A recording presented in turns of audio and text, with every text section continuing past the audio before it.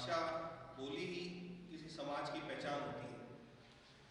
आज के कार्यक्रम के मुख्य अतिथि प्रोफेसर अकील अहमद, अध्यक्ष प्रोफेसर एस.के. उपाध्याय सर, विशिष्ट अतिथि प्रोफेसर सुनीता पचौरी मैम एवं प्रोफेसर हासो दादलानी, श्री गोपाल देवनानी एवं उपस्थित सभी सम्मानित संकाय सदस्यगण एवं विद्यार्थीगण, मैं सिंधी विभाग एवं महाविद्यालय परिवार की ओर से आप सभी का हार्दिक अभिनंदन एवं स्वागत करता हूँ।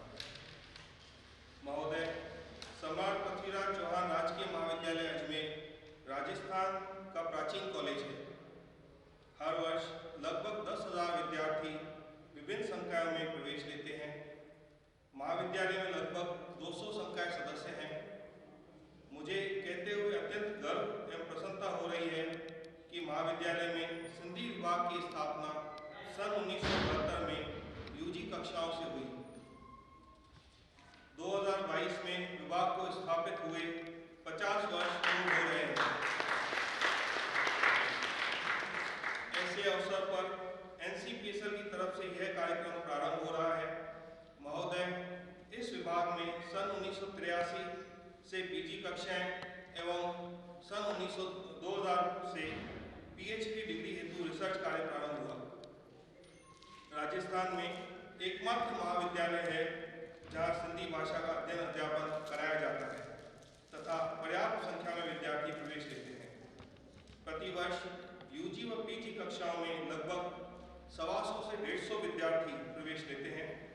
सन 2018 से यूजीसी नेट में भी सिंधी विषय को शामिल कर लिया गया है। इसी कड़ी में बताना चाहूँगा कि इस वर्ष सिंधी विभाग के एमए फाइनल के विद्यार्थी श्री प्रकाश तेजवानी ने नेट जेआरएफ की परीक्षा पहली बार में उत्तीर्ण कर विभाग का नाम रोशन किया। भारतीय भाषा संस्थान राजस्थान सिंधी अकादमी के सहयोग से इंटरनेशनल, नेशनल एवं स्टेट लेवल के सेमिनार, वर्कशॉप एवं विभिन्न कार्यक्रमों का आयोजन किया जाता रहा है।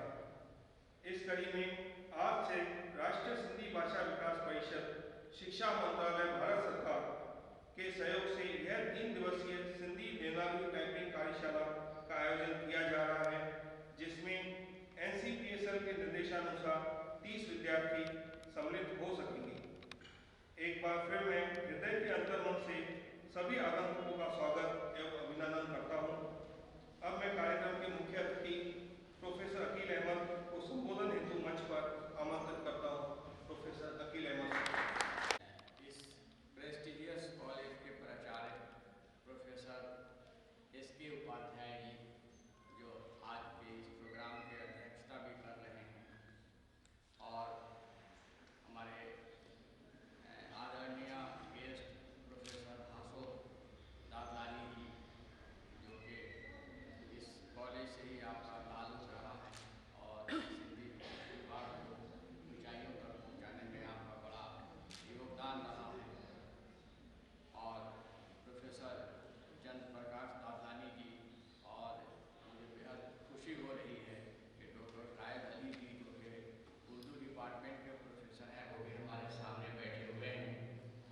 और यहाँ इस सभागार में मौजूद इस कॉलेज के तमाम टीचर्स और स्टूडेंट्स, मैं सबसे पहले प्रिंसिपल साहब को मुबारकबाद पेश करना चाहता हूँ कि आपके सहयोग से एनसीपीएल ने यहाँ आज का प्रोग्राम, जो सिंधी टाइपिंग का प्रोग्राम का आयोजन किया है, इसके लिए मैं आपको मुबारकबाद भी पेश करना चाहता हूँ और आपका शुक्रिया भी अदा करना चाहता हूँ।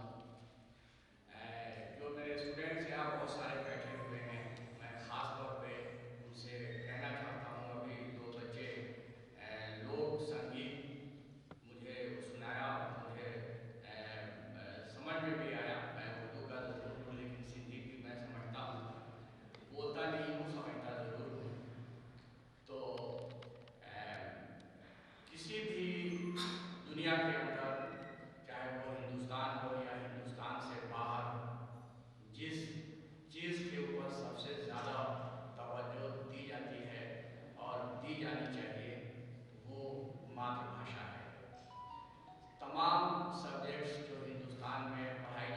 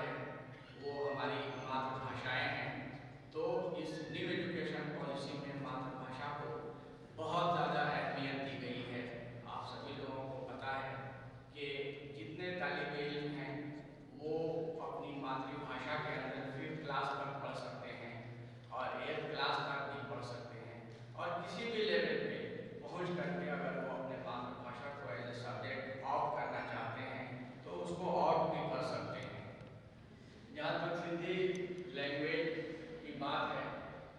तो ये बहुत ही अच्छी ज़बान है, बहुत मीठी ज़बान है। अभी ये 3 बच्चों ने जो प्रस्तुत किया, आपको नहीं भी अगर इसमें से हो सकता है कुछ लोग ऐसे बैठे होंगे जिनको समझ में नहीं आया हो कि इस लोकगीत के अंदर क्या कहा गया है, लेकिन फिर भी इस लैंग्वेज के अंदर कितनी मिठास है, कितनी प्यारी लैंग्वेज है, ये सब आप लोगों ने उस इनकी आवाज़ को सुनने के बाद ये ज़रूर महसूस किया होगा। और जहाँ तक मुझे नॉलेज है और जहाँ तक मुझे पता है, हिंदुस्तान की जितनी भाषाएं हैं, जितनी मातृभाषाएं हैं, उन मातृभाषाओं के अंदर नॉलेज का एक खजाना छुपा हुआ है। जितने हिंदुस्तान के उलूम व फ़नून हैं, हिंदुस्तान की जो तहज़ीब है और कल्चर है, हिंदुस्तानी जो दर्शन है, उन तमाम चीज़ों को हम अपने मातृभाषा के अंदर ढूंढ सकते हैं, देख सकते हैं, उसे समझ सकते हैं। तो अगर हम किसी मातृभाषा का सम्मान नहीं करते हैं, हम अपने मातृभाषा को मरने के लिए अगर हम छोड़ देंगे, तो ये बहुत बड़ा सिर्फ भाषाई का नुकसान नहीं होगा, बल्कि हिंदुस्तान की तहज़ीब का भी नुकसान होगा और हिंदुस्तान के बेशुमार जो खजाना छुपा हुआ है इल्म का, वो भी हम बर्बाद कर देंगे। तो ये तो हमारा कर्तव्य बनता है कि मातृभाषा जो सही मानों में हमारे लिए पूजनीय है, हमें उसको भी आगे लेके चलना है, उसको भी बढ़ावा देना है और इसके साथ ही जो हमारी तहज़ीब है उसको भी हमें आगे बढ़ाना है। इन सब बातों का भी हम सभी लोगों को ख्याल रखना है। लेकिन भारत सरकार ने इस बात का भी ख्याल रखा है कि सिर्फ भाषाओं के जरिए हम अगर लोरी सुनाते रहेंगे बच्चों को, गीत सुनाते रहेंगे बच्चों को, तो उससे काम नहीं चलेगा। लोरी की अहमियत बहुत है अपनी जगह पे, उसकी अहमियत से इनकार नहीं किया जा सकता है। लेकिन भारत सरकार की ये कोशिश है कि अब हिंदुस्तान के अंदर ऐसी शिक्षा नीति बनाई जाए, ऐसी शिक्षा को बढ़ावा दिया जाए जो हमें रोजगार से जोड़ सके, जो हमें जॉब से जोड़ सके, जो हमें जिसके अंदर हम स्किल डेवलपमेंट कर सकें, जिसके जरिए इस बात पे भी खास तवज्जो दिया गया है। यहाँ सर लोग बैठे हुए हैं, सभी लोगों को मालूम है, आप जितने टीचर्स हैं वो सभी विद्वान हैं, आप सब लोगों को पता है। लेकिन ये बात मैं खास तौर पे जो स्टूडेंट्स बैठे हुए हैं मैं उनके लिए कह रहा हूँ। तो अब ऐसा कोशिश होने लगा है, कोशिश की जाने लगी है कि जो मातृभाषाएँ हैं उन मातृभाषाओं को भी स्किल डेवलपमेंट से जोड़ा जाए, उन तमाम मातृभाषा को ऐसा किया जाए कि उसके अंदर हम साइंस एंड टेक्नोलॉजी की पढ़ाई कर सकें, उसके ज़रिए हम तरह तरह के स्किल डेवलपमेंट का काम कर सकें। उर्दू में तो हमने ये काम बहुत पहले शुरू कर दिया है। हमारा जो national council for promotion of Urdu language है, उसमें जितने स्कीम्स हैं वो सारे के सारे स्कीम्स सिर्फ हम उर्दू भाषा पढ़ाते ही नहीं हैं, बल्कि उर्दू भाषा पढ़ाने के साथ साथ हम उर्दू भाषा को स्किल डेवलपमेंट से भी हमने जोड़ा हुआ है। लेकिन मुझे अफसोस है कि सिंधी भाषा को स्किल डेवलपमेंट से नहीं जोड़ा गया है और मुझे इस बात के लिए भी अफसोस है कि सिंधी जो भाषा है उस सिंधी भाषा को जॉब ओरिएंटेड हमने आज तक बनाया नहीं है। लेकिन मुझे अफसोस है क्यों नहीं बनाया गया मुझे मालूम नहीं, यहाँ सर बैठे हुए हैं, इनको ज़्यादा पता होगा। लेकिन अब वक्त आ गया है, चाहे डायरेक्टर मैं हूँ या मेरे बाद कोई डायरेक्टर आए, अब उसकी ये मजबूरी होगी जब भारत सरकार ने ऐसा कहा है कि हमें ऐसी तालीम देनी है बच्चों को कि जिससे उसको जॉब मिले, जिससे उसको नौकरी मिले, जिससे वो बसरे रोजगार हो। तो अब सारे टीचर्स को इस डायरेक्शन में भी सोचना होगा, प्रिंसिपल साहब को भी इस डायरेक्शन में सोचना होगा, आप सब लोगों को इस डायरेक्शन में सोचना होगा कि हम किस तरह से अपने भाषाओं को जॉब ओरिएंटेड बनाएं, किस तरह से अपने भाषाओं के जरिए हम स्किल डेवलपमेंट का काम करें। तो आने वाले फ्यूचर में इसकी शुरुआत NCPSL से ही होगा। मैं वहाँ पे एज ए डायरेक्टर रहूँ या नहीं रहूँ, जो भी डायरेक्टर आएगा, आज के डेट में मैं हिंदुस्तान के तमाम सिद्धियों को जानता हूँ और पहचानता हूँ और ख़ास तौर पर उन लोगों को ज़रूर जानता और पहचानता हूँ जिनका ताल्लुक यूनिवर्सिटी और कॉलेज से है। और जाहिर सी बात है कि जो भी वहाँ डायरेक्टर बनेगा वो यूनिवर्सिटी और कॉलेज में ही बनेगा। तो मैं डेफिनेटली उनसे बात करूँगा और उनको मशवरा दूंगा, चाहे वो मेरा मशवरे को माने या नहीं माने। और मैं पूरी कोशिश करूँगा कि NCPSS की तरफ से ऐसे स्कीम्स बनाए जाए कि बच्चों को सिंधी लैंग्वेज पढ़ करके ये सोचना नहीं पड़े कि सिंधी लैंग्वेज पढ़ कर हम क्या करेंगे। उसको जो है लगे कि अगर हम सिंधी लैंग्वेज भी पढ़ते हैं तो हमको नौकरी मिल सकती है, हम किसी रोजगार से जुड़ सकते हैं। उर्दू में ऐसे बेशुमार सारे हमारे स्किल्स वैसे ही हैं। आज का जो प्रोग्राम है टाइपिंग का प्रोग्राम, ये भी उसकी एक कड़ी है। हमने ये देखा है कि खुद हमारे ऑफिस में भी एक भी ऐसा बंदा नहीं है कि जो सिंधी के अंदर न्यूज़ टाइप कर सके। तो मजबूरन यहाँ से जो है वो टाइप जो न्यूज़ किया जाता है वो या तो अंग्रेजी में करवाते हैं या हिंदी में करवाते हैं। बहुत सारे लोगों का आता है मेरे पास, टेलीफोन भी आता है, खत भी आता है कि हम आपके पास हिंदी में लिख करके भेजते हैं लेटर और आप उसका जवाब या तो अंग्रेजी में देते हैं और या हिंदी में देते हैं, आपको सिंधी में देनी चाहिए। ये यकीनन शर्म की बात है NCPSS के लिए कि हम सिंधी के लेटर का जवाब हम सिंधी में नहीं देते हैं। तो आज जो ये प्रोग्राम हम चलवा रहे हैं और जो बच्चे हमारे सीख रहे हैं सिंधी लैंग्वेज में कैसे टाइप करें, तो बहुत सारे लोगों की शिकायत दूर हो जाएगी और जितने सिंधी संस्थान हैं, जितने सिंधी के इंस्टीट्यूशंस हैं, वहाँ कोई ना कोई बच्चा पहुँच जाएगा और वहाँ उसको नौकरी भी मिलेगी और लोगों की ये शिकायत भी मिलेगी। तो ये जैसे ही मैंने देखा कि ये कमी है, हमने ये शुरू करवा दिया और सिर्फ यही नहीं बल्कि हिंदुस्तान के कई यूनिवर्सिटीज़ के अंदर हमारा ये प्रोग्राम चल रहा है। और मेरी कोशिश होगी कि आने वाले फ्यूचर में हमारे जितने स्कीम्स हैं उस स्कीम्स का एक पार्ट बनाया जाए इसको। जिस तरह से हम सिंधी लैंग्वेज, सिंधी ज़बान सीखने के लिए पूरे हिंदुस्तान में सेंटर्स चलाते हैं, उसी तरह से ये सिंधी लैंग्वेज में किस तरह से टाइप किया जाए उसकी भी ज़रूरत है। और भी इस तरह के कोर्सेज हम चलाएँगे और बहुत सारे कोर्सेज हैं कि जिसको पढ़ करके बच्चों को फ़ौरन नौकरी मिलेगी। और इसके साथ ही मैं चूँकि ये कॉलेज में इस वक्त हूँ, मैं इस वक्त किसी सेंटर में नहीं हूँ, सिंधी के सेंटर में जहाँ बच्चे सिंधी के इब्तदाई लेवल की तालीम सीखते हैं। मैं इस कॉलेज में हूँ जहाँ से बच्चे PhD भी करते हैं, यहाँ से MA करते हैं। और बड़ी खुशी की बात है कि हिंदुस्तान का सबसे बड़ा कॉलेज है और सबसे ज़्यादा सिंधी के स्टूडेंट्स यही हैं, लगभग 200 से ज़्यादा सर MA। तो ये भी एक बहुत खुशी की बात है। 200 से ज़्यादा बच्चे शायद सिंधी के किसी भी कॉलेज में नहीं हैं हिंदुस्तान के। उल्लासनगर वगैरह मैं गया था, वहाँ पे भी सिंधी के काफ़ी बच्चे थे। वहाँ पे भी जो सिंधी के कॉलेज हैं, तो जाहिर सी बात है वो सिंधियों के कॉलेज हैं, सिंधी का कॉलेज है, तो वहाँ अगर बच्चे काफ़ी हैं तो कोई आश्चर्य की बात नहीं है। लेकिन एक गवर्नमेंट कॉलेज में 200 बच्चा होना ये बहुत ही बड़ी बात है और इसके लिए मैं वाकई यहाँ के प्रिंसिपल का मैं धन्यवाद करना चाहता हूँ, सिंधी को इतना बढ़ावा दिया। और मुझे इस बात के लिए भी खुशी है कि सिंधी के साथ साथ सिंधी की बहन है उर्दू, वो भी यहाँ पढ़ाई होती है और उर्दू के हमारे कलीग बैठे हुए हैं। लेकिन मुझे हैरत यह है कि आज तक उर्दू वालों ने NCPSS को कभी कांटेक्ट नहीं किया। आपने कभी मुझसे फ़ोन करके ये नहीं कहा कि हम सेमिनार कराना चाहते हैं, हम कोई प्रोग्राम कराना चाहते हैं, आप हमें कोई ग्रांट दीजिए। तो आप लोग ग्रांट भी हमसे मांगिए, आप लोग NCPSS से भी ग्रांट मांगिए, आप सिंधी के भी प्रोग्राम कराइए, उर्दू के भी प्रोग्राम कराइए। और सरकार के पास पैसे की कोई कमी नहीं है, सरकार के पास बहुत पैसे हैं, अथाह पैसे हैं।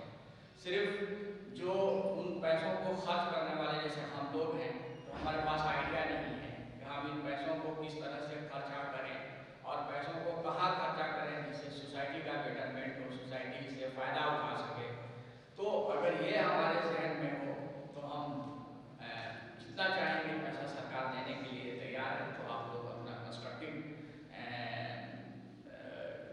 जो आपकी जो टैलेंट है उसका इस्तेमाल कीजिए, अपने इमेजिनेशन को थोड़ा और आगे बढ़ाइए और सोचिए कि सिंधी और उर्दू को बढ़ाने के लिए हम क्या क्या कर सकते हैं, उस डायरेक्शन में सोचिए। आप लोग मुझसे बात कीजिए, हम आपके लिए यहाँ कुछ भी करने के लिए तैयार हैं। आज वक्त कम है, बहुत सारे लोगों को बोलना है, इसलिए मैं अपनी बात को समाप्त करता हूँ। बहुत बहुत शुक्रिया और धन्यवाद।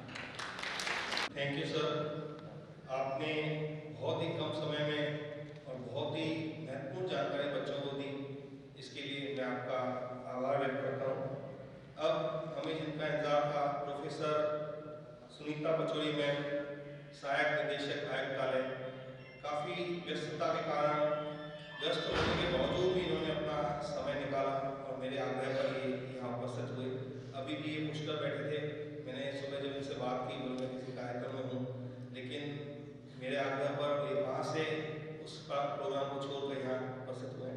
मैं मेरे बच्चों से कहूँगा कि तिलक लगाकर इनको कि वो अपना इस मंच पर पधार कर उद्बोधन देकर बच्चों को लाभान्वित करें। आज बेहद खुशी का दिन है कि हमारे बीच अकील अहमद साहब, डायरेक्टर एनसीपीआई, पधारे हुए हैं। साथ ही गोपाल देवनानी साहब पधारे हुए हैं। प्राचार्य राजकीय महाविद्यालय डॉक्टर एस.के. उपाध्याय साहब, डॉक्टर दादलानी जी, सभी संकाय सदस्य व प्यारे बच्चों, आप सभी का स्वागत है और धन्यवाद भी मैं देती हूँ कि आपने मुझे यहाँ आमंत्रित किया और बोलने का मौका दिया। जैसा कि अकील अहमद साहब बता रहे थे कि हम जो भी कुछ सीखते हैं सर्वप्रथम मातृभाषा में ही सीखते हैं, और वह मातृभाषा अगर हम कहीं हमें कुछ रिग्रेसिव बोलना होता है या हमें कभी कोई अभिव्यक्ति करनी होती है, अभिव्यक्ति करने के लिए अपने आप हमारी भाषा निकल आती है और वो एक बहुत सच्चा प्रेम होता है हमारी मातृभाषा के प्रति, और हमारा परिवेश होता है उससे हमारा लगाव हमें प्रेषित करता है। जैसा कि इन्होंने ये कहा कि इसको स्किल ट्रेनिंग के साथ जोड़ा जाए मातृभाषा को, तो आपके जो भी ट्रेनिंग प्रोग्राम्स होंगे या जो भी आप बनाएंगे या बच्चे आपको बताएंगे, क्योंकि बच्चों को ही ज़रूरत है इस प्रोग्राम की और बच्चे ही आइडिया देंगे तो उस प्रोग्राम का बहुत अच्छे से आयोजन हो सकता है। आपने हमारे राज्य के सम्राट पृथ्वीराज राजकीय महाविद्यालय का चयन किया इस कॉन्फ्रेंस के लिए, तो हम आपको तहे दिल से राजस्थान सरकार की ओर से धन्यवाद प्रेषित करती हूँ। और इसी प्रकार के कार्यक्रम आप इस महाविद्यालय को आवंटित करते रहें, देते रहें, क्योंकि राजस्थान सरकार में एकमात्र यह महाविद्यालय है जहाँ पर सिंधी चलती है और सिंधी काफ़ी समय से चलती है और काफ़ी नामी लोग यहाँ पर कार्य कर चुके हैं, जैसे कि मैडम कमला गोगलानी, वो अंतर्राष्ट्रीय स्तर पर सिंधी भाषा के अंदर कार्य करती है। डॉक्टर दादलानी आज का भी बहुत अच्छा नाम है। साथ ही और जो नए साथी जुड़ रहे हैं, ये सभी उसी श्रेणी के अंदर आए, अपने काम करें, और जो बच्चे जो स्टूडेंट यहाँ से जुड़े हुए हैं, जब अध्ययन करते हैं तो आप अपनी भाषा का प्रचार और प्रसार भी करते हैं, कोई भी भाषा हो। और ये सौभाग्य है इस कॉलेज का कि इसमें 5 भाषाएं हैं, उर्दू भी है, पर्शियन भी है, हिंदी, इंग्लिश, सिंधी। तो ये एक अद्भुत संगम है यहाँ पर सभी भाषाओं का, और इस कॉलेज में हम लैंग्वेजेस को बहुत अच्छे ढंग से बच्चों को सिखाने का प्रयास करते हैं, बच्चे सीखते भी हैं।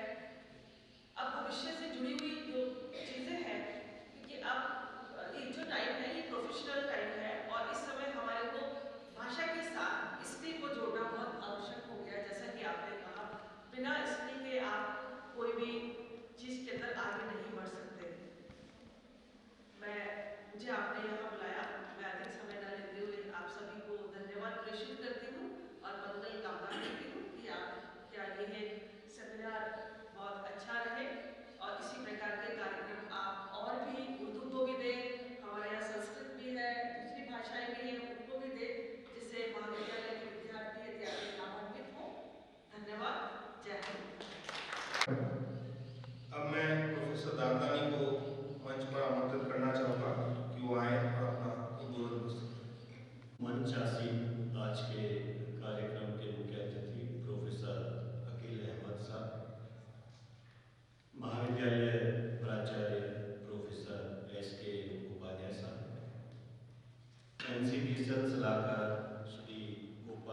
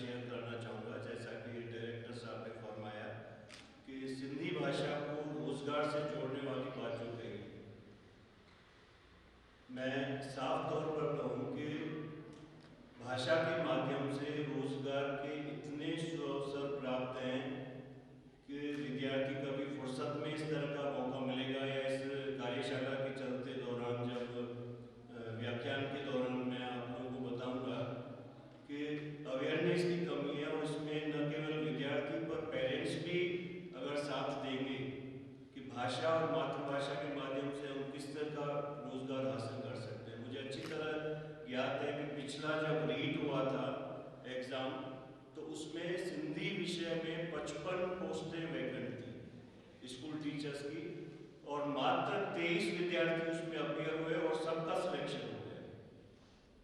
अब ये बात आप भी जान सकते हैं, जहाँ 55 वैकेंसीज आती हैं वहाँ लाखों में एप्लीकेशंस आती हैं, लेकिन सिंधी विषय में केवल 23 एप्लीकेशंस आई थी। तो इस तरह से पूरे ऑल ओवर इंडिया में जो रोजगार के अवसर प्राप्त हैं भाषाओं के माध्यम से, अभी हाल ही में 2020 में भारत सरकार ने जो NEP जारी की, न्यू एजुकेशन पॉलिसी, उसमें भी उन्होंने भाषाओं पे और विशेषकर मातृभाषा पे बड़ा जोर दिया है।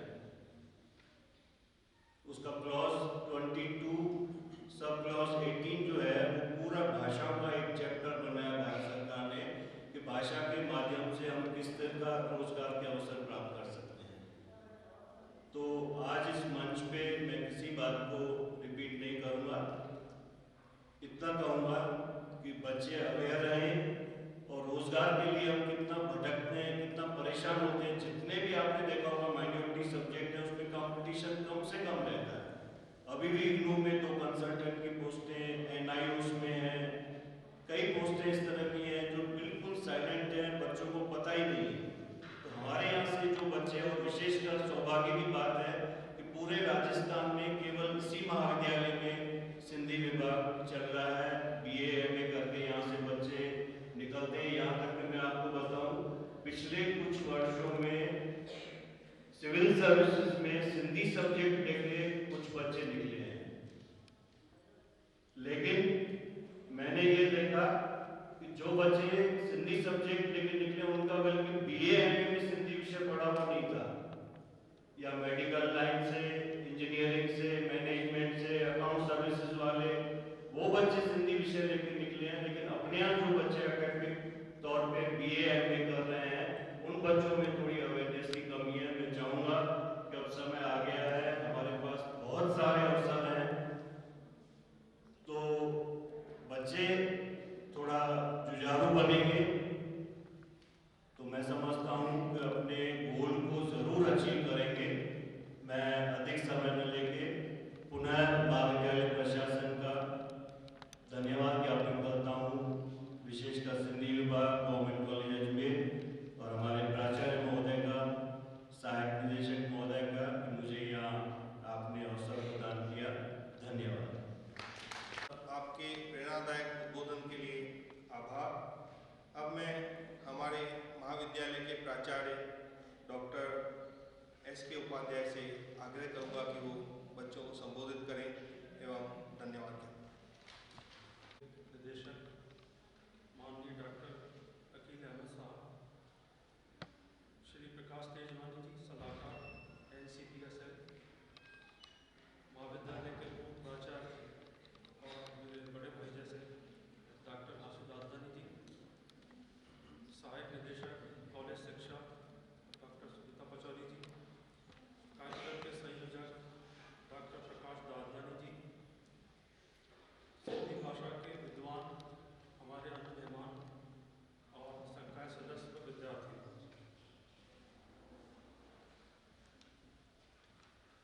जब हम छोटे थे तो हिस्ट्री पढ़ते थे तो हिस्ट्री की शुरुआत जो होती थी मोहनजोदड़ो और हड़प्पा से होती थी। भारत का लिपिबद्ध इतिहास जितना पुराना है, सिंधी भाषा का इतिहास भी उतना ही पुराना है, और इसका लिटरेचर जितना सिंधी भाषा का इतिहास पुराना है, उसका लिटरेचर भी उतना ही पुराना है, उतना ही समृद्ध है। और ऐसी पुरानी भाषा और समृद्ध भाषा, उसका झंडा अगर राजस्थान में कोई ऊंचा किए हुए है तो वो यहाँ का हमारा सब्जेक्ट पार्ट है। राजस्थान का एकमात्र कॉलेज जहाँ सिंधी भाषा पढ़ाई जाती है UG और PG लेवल, तो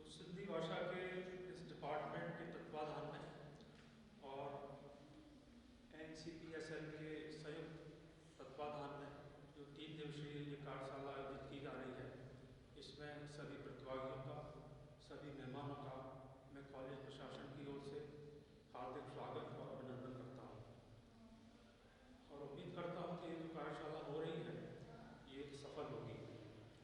जिस उद्देश्य से की जा रही है उन उद्देश्यों को प्राप्त करेंगे। डॉक्टर अकील अहमद साहब ने कहा कि भाषा को स्किल डेवलपमेंट से जोड़ना, तो ये जो कार्यशाला है ये उसी दिशा में है। तो इसलिए ये कितनी महत्वपूर्ण है ये शायद मुझे बताने की जरूरत नहीं है।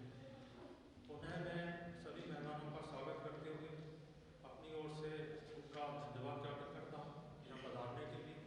खासतौर से डॉक्टर अकील अहमद साहब का जो दिल्ली से पधारे हैं, आपका यहाँ का स्टेज एक दिन का अत्यधिक प्रसन्नतावर्धक हो, सफल हो, ऐसी कामना करता हूँ। कार्यशाला जो आयोजित की जा रही है राजधानी जी के नेतृत्व में काफ़ी मेहनत की है और कर रही है और फैकल्टी के यंगेस्ट सदस्य मैं कह सकता हूँ उनको, और जब वो मेरे पास आए तो प्रस्ताव दिया तो बड़ी खुशी हुई मुझे कि यंगेस्ट जो मेंबर है वो एक इतना बड़ा आयोजन कर रहा है। अकील अहमद साहब का धन्यवाद इसलिए भी कि उनका समर्थन ना होता, सहयोग ना होता तो ऐसी कार्यशाला आयोजित नहीं हो सकती। तो इसलिए पुनः सभी को धन्यवाद ज्ञापित करते हुए इस कार्यशाला की सफलता की शुभकामनाएं देते हैं। बहुत धन्यवाद सर।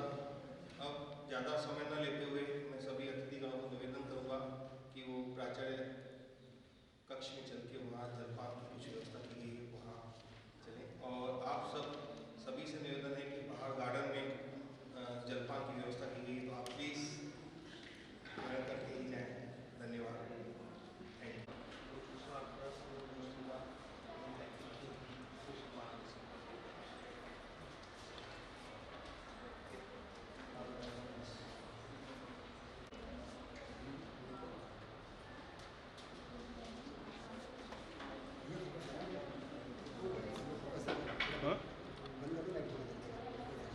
बंद कर दो।